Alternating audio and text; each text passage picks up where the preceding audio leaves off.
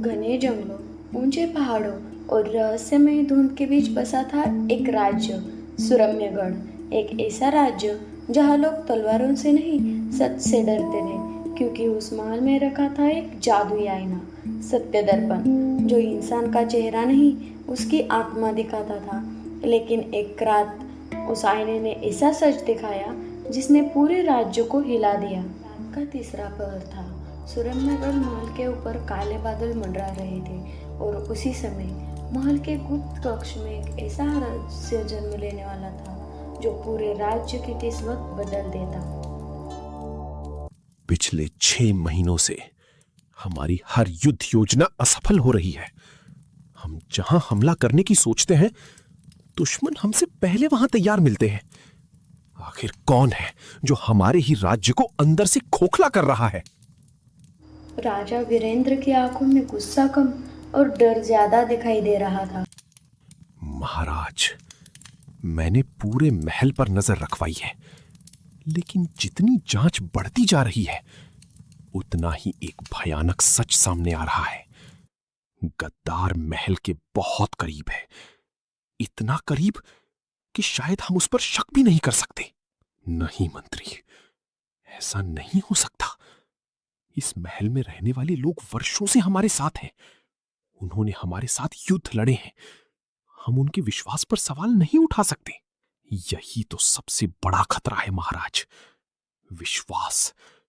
क्योंकि जब भरोसा आंखों पर पर्दा डाल देता है, तब गद्दार सबसे सुरक्षित हो जाता है।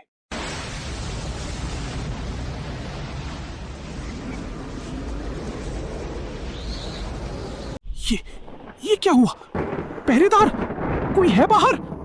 लेकिन उस रात महल के गुप्त कक्ष तक किसी इंसान की आवाज पहुंच ही नहीं सकती थी। महाराज, सत्य दर्पण अपने आप कभी नहीं जागता जब तक कोई बहुत बड़ी काली शक्ति आसपास ना हो। सावधान राजा, जिस दुश्मन को तुम सीमा के बाहर खोज रहे हो, वो तुम्हारे महल की दीवारों के अंदर छिपा है। और याद रखना, गद्दार केवल एक नहीं। कौन हो तुम? अगर सच जानती हो तो सामने आओ। कौन है वो जो सुरम्यगढ़ को बर्बाद करना चाहता है? सच देखने की कीमत बहुत भारी होती है राजा, और जब सत्य सामने आएगा, तब सबसे ज्यादा दर्द तुम्हें ही होगा। महाराज, ये साधारण जादू नहीं है। मुझे डर है कि राज्य पर किसी प्राचीन अंधकार की छाया मंडरा रही है। नहीं मंत्री, अब ये सिर्फ युद्ध नहीं रहा।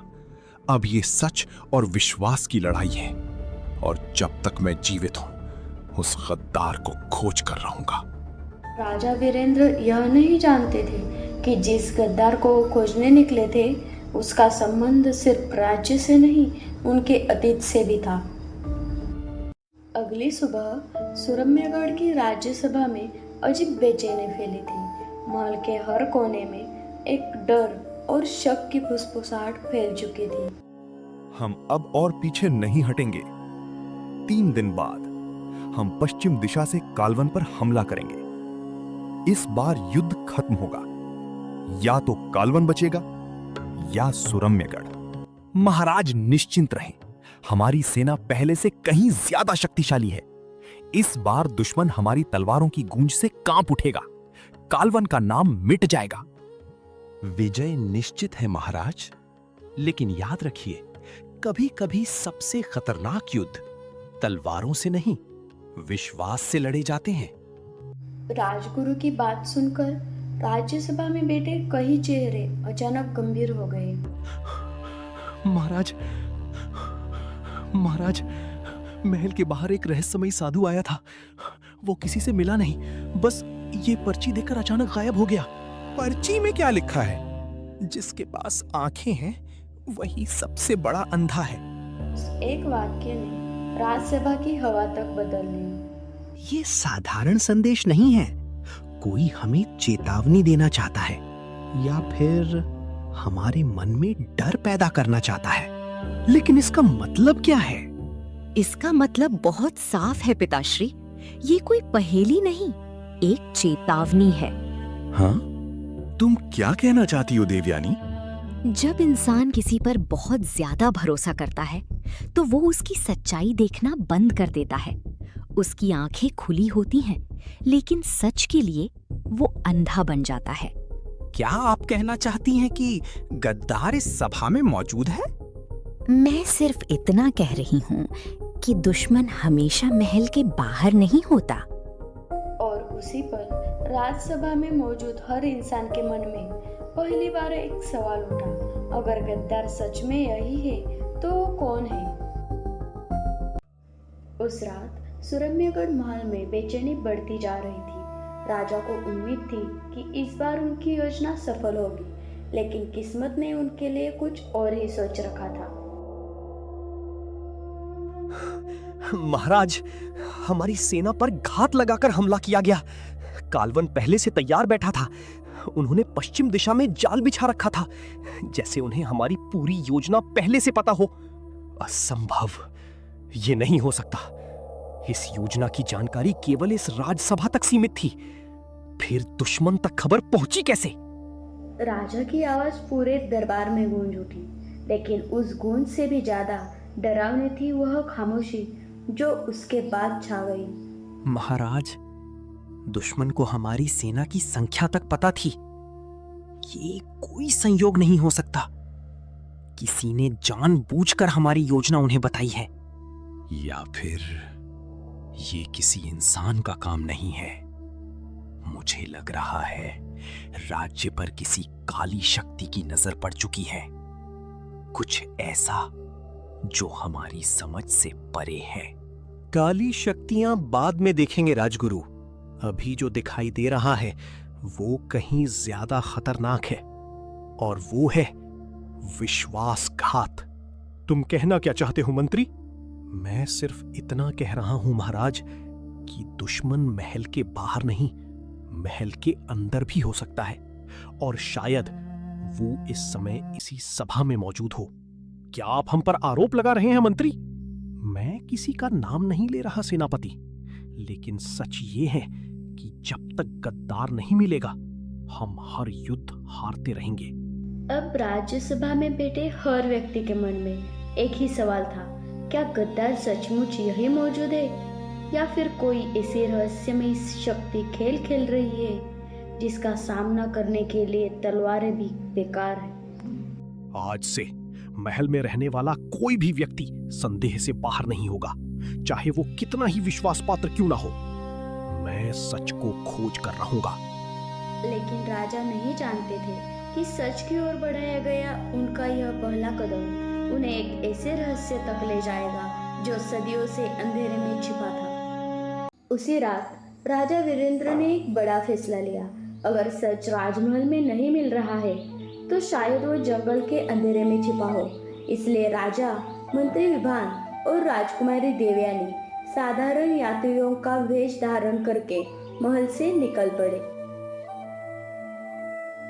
पिताश्री, ये जगह बहुत अजीब लग रही है। ऐसा लग रहा है जैसे कोई हमें देख रहा हो। मुझे भी यही महसूस हो रहा है। हम काफी देर से चल रहे हैं, लेकिन इस जंगल का अंत ही नहीं आ रहा।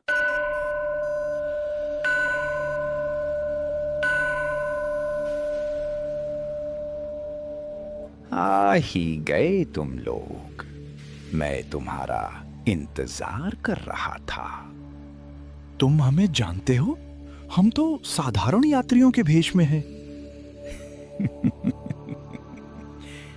राजा को पहचानने के लिए चेहरा नहीं, उसका डर देखना पड़ता है, और तुम्हारे भीतर का डर बहुत दूर से दिखाई देता है। साधु की बात सुनकर तीनों के चेहरों के रंग उड़ गए।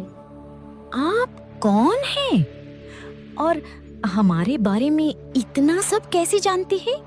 मैं वो हूं जो वर्षों पहले सच देख चुका है और जिसने उस सच की कीमत भी चुकाई है।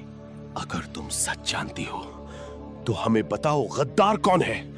कौन हमारे राज्य को अंदर से तोड़ रहा है?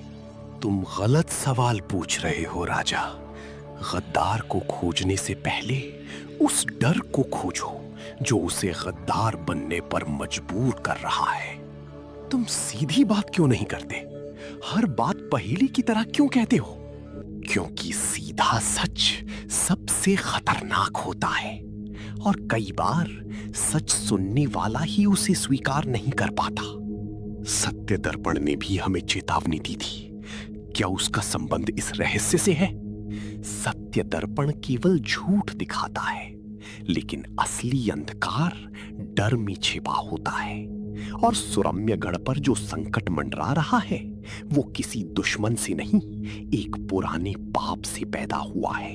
पुराना पाप, ये शब्द सुनते ही राजा वीरेंद्र के मन में सैकड़ों सवाल उठने लगे। ये लो, तुम्हें जल्द ही इसकी जरूरत पड़ेगी, लेकिन याद रखना, महल के नीचे जो बंद है उसे कभी मत खोलना। अगर नहीं खोलना तो फिर ये चाबी हमें क्यों दे रहे हैं?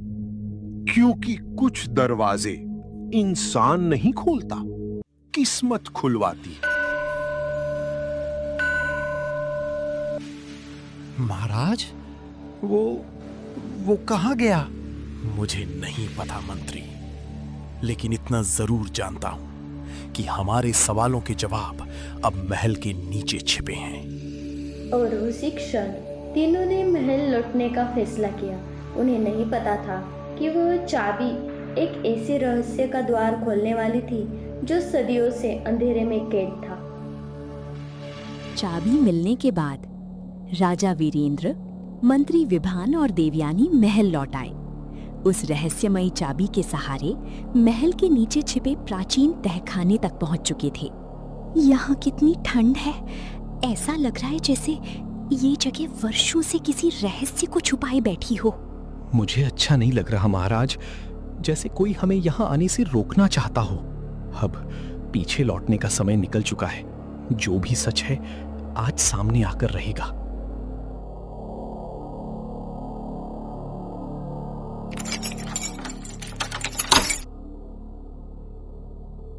ये लाल निशान, ऐसा लग रहा है जैसे ये अभी अभी बनाए गए हो।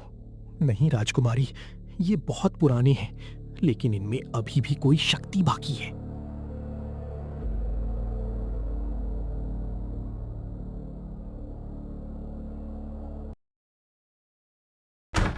पिताश्री, दरवाजा बंद हो गया। पिताश्री, आईना कुछ दिखा रहा है, लेकिन ये चेहरा स्पष्ट क्यों नहीं दिख रहा? ये तो राजगुरु वेदांत।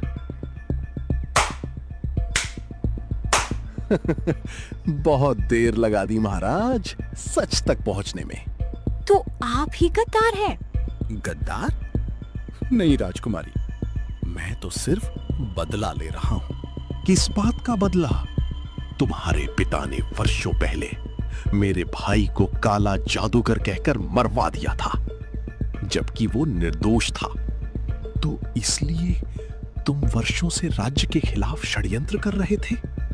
हाँ, युद्ध की सारी योजनाएं मैं ही कालवन तक पहुंचाता था। लेकिन सत्य दर्पण ने तुम्हें पहले क्यों नहीं पकड़ा?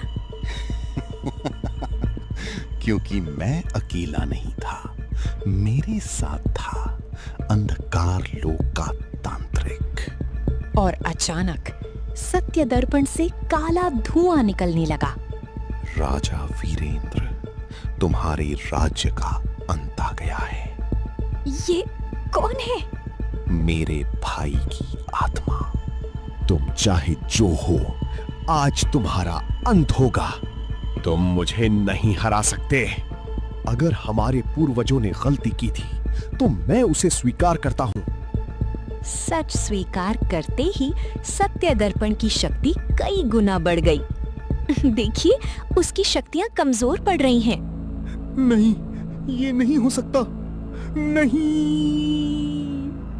तांत्रिक की आत्मा हमेशा के लिए नष्ट हो गई और राजगुरु की सारी काली शक्तियां खत्म हो गईं। राजगुरु वेदांत, तुम्हें अपने अपराधों की सजा मिलेगी। कुछ दिनों बाद सुरम्यगढ़ में फिर शांति लौट आई। युद्ध समाप्त हो गई और सत्य दर्पण को महल के सबसे सुरक्षित कक्ष में बंद कर दिया गया। पिताश्री, क्या अब सब खत्म हो गया? अंधकार खत्म हो सकता है, लेकिन सच की परीक्षा कभी खत्म नहीं होती। और कहते हैं, आज भी अमावस्या की रात उस बंद कक्ष से एक आवाज सुनाई देती है। क्या तुम अपने भीतर का सच देखने की हिम्मत रखते हो?